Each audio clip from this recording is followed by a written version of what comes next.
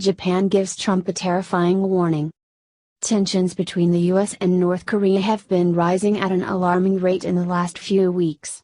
Now, Japanese Prime Minister Shinzo Abe has spoken out to issue a terrifying warning to Trump. The UK Telegraph reported that Abe said North Korea may already have the capability to launch missiles equipped with sarin nerve agent toward Japan. The security situation around our country is getting increasingly severe, Abe told the Japanese Parliament's Diplomacy and Defense Committee. We have just talked about Syria. There is a possibility that North Korea already has a capability to put sarin on warheads to strike the ground. North Korea is thought to have as many as 5,000 tons of chemical weapons, a stockpile which reportedly has 25 types of agents, including sarin. The communist nation has carried out 5 nuclear tests since 2006, including 2 last year. What do you think about this? Let us know your thoughts in the comments section. Just in, Japan shocks the globe with massive military move. Tensions are on the rise around the world, as every major nation is preparing for potential conflict. It's time to find out who America's real allies are. And Japan just made it clear that they are one of them. Japan is officially sending destroyers to join with the USS Carl Vinson and other American naval ships on their way to the Korean Peninsula. This is a massive sign that Japan is on board to remove North Korean dictator Kim Jong-un from power. As of right now, the US doesn't have set plans to attack North Korea. But we have a presence of warships in their waters to destroy them from testing missiles. President Trump is planning for China to take the lead in eliminating the North Korea problem. Just in, Japan shocks the globe with massive military move. Written by Adam Lott, 2 days ago. Share this story. Tensions are on the rise around the world, as every major nation is preparing for potential conflict. It's time to find out who America's real allies are. And Japan just made it clear that they are one of them. Advertisement. Japan is officially sending destroyers to join with the USS Carl Vinson and other American naval ships on their way to the Korean Peninsula. This is a massive sign that Japan is on board to remove North Korean dictator Kim Jong-un from power. As of right now, the US doesn't have set plans to attack North Korea. But we have a presence of warships in their waters to destroy them from testing missiles. President Trump is planning for China to take the lead in eliminating the North Korea problem. Advertisement. Last week Trump tweeted twice to remind the Chinese president of their meeting last week. He also told the people that all trade deals between the US and China would be more lucrative for both sides if North Korea were finally taken care of. China has asked businesses to leave North Korea and recently position 150,000 soldiers along the North Korea border. But if the massive nation refuses to take real actions, the United States, along with Japan and South Korea, are prepared to eliminate the threat in North Korea. The nation has been in a constant coverage state since they started testing nuclear weapons back in 2006. They have also threatened Japan and South Korea. President Trump is not taking the threats lightly, and has made it clear that we will destroy Kim Jong-un's regime if we have to. Paul Ryan tries to block border wall, Trump fires back with this. This week, House Speaker Paul Ryan blocked funding for Donald Trump's border wall for 2017. Now, President Trump has fired back with an appearance on Fox News. Trump told Fox Business host Maria Bartiromo that he is still going to build the wall this year, and that he is already in the process of going through designs for it. They say we aren't going to build a wall, we're going to build the wall 100%, Trump said. In fact, we've had hundreds of bidders. We've seen the 10 top designs and we're going to be making a decision very shortly. This came after Border Patrol President Brandon Judd spoke out to slam Ryan for trying to block the funding to the wall. There is a report this morning that Speaker Paul Ryan is suggesting that Congress delay border wall funding until next year, Fox News host Stuart Varney said to Judd on Wednesday. What do you say about that? I disagree, Judd flatly responded, according to the Daily Caller. President Trump promised he was going to secure the border, and part of securing the border is putting in place the proper technology and resources that allows us to be successful. A border wall in strategic locations is one of those things that must get done. He went on to criticize both the Obama administration and Ryan for politicizing the security of this nation. "I think that's sad," he continued. "President Trump has come in and has not politicized it. He's said he's going to secure the border, and he's done exactly what he's said he would do." What do you think about this? Let us know your thoughts in the comments section. Fearless.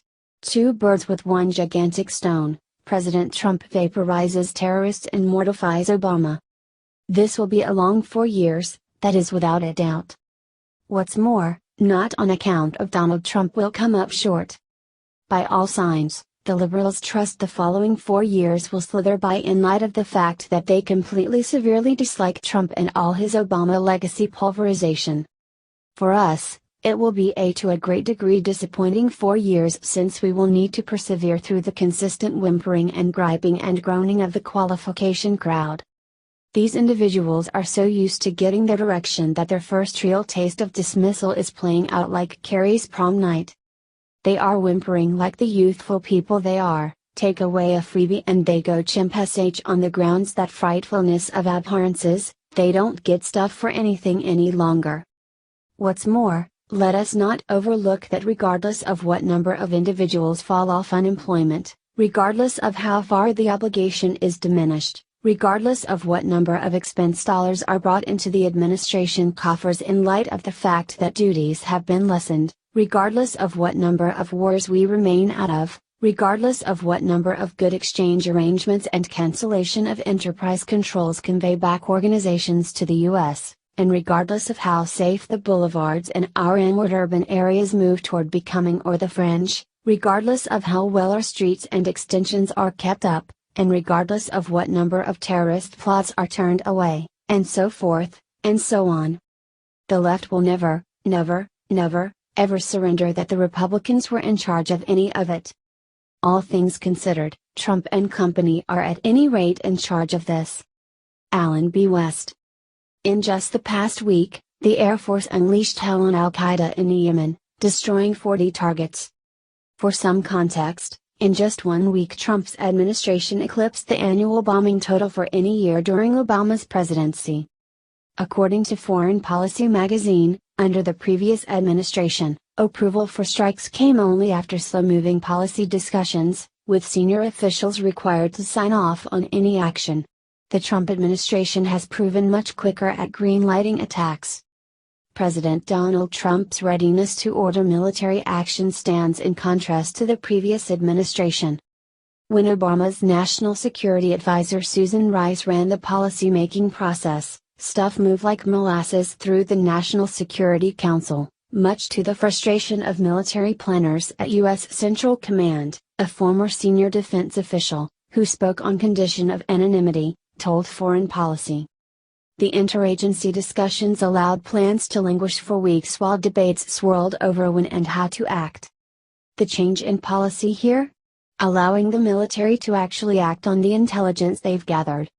During Obama's presidency, military pilots who returned from fighting ISIS in Iraq confirmed that 75% of airstrikes were blocked by Obama, as they could not get clearance to launch a strike.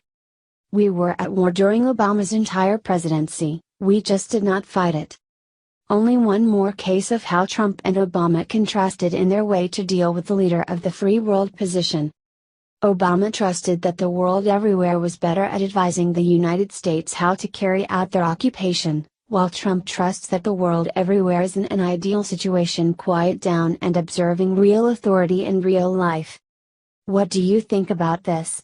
Do not hesitate and write your thoughts in the comments section below. Share the truth, be patriots. Thank you for reading.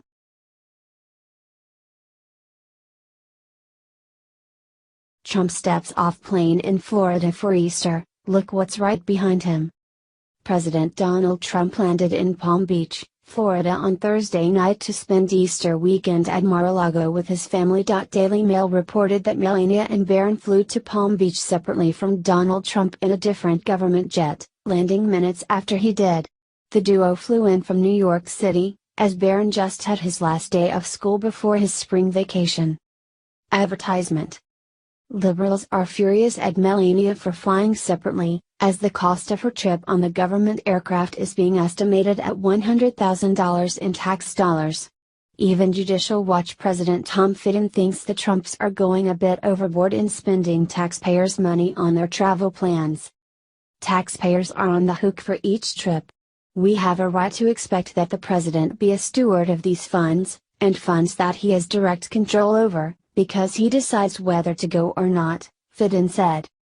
However, Fitton pointed out that Barack Obama was way worse, as he used Air Force One for touring every golf course in America. He said he also understands why Melania is still in New York. She is staying in New York to be close to her son.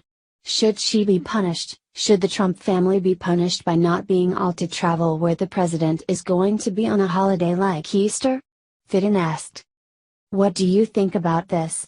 Let us know your thoughts in the comments section. Boom, Trump signs surprise order, permanently defunds us. Before he left office, Barack Hussein Obama signed an executive order forcing states to fund abortion by ensuring that abortionists like Planned Parenthood would get a chunk of states' budgets regardless of the state's actual desires or consent.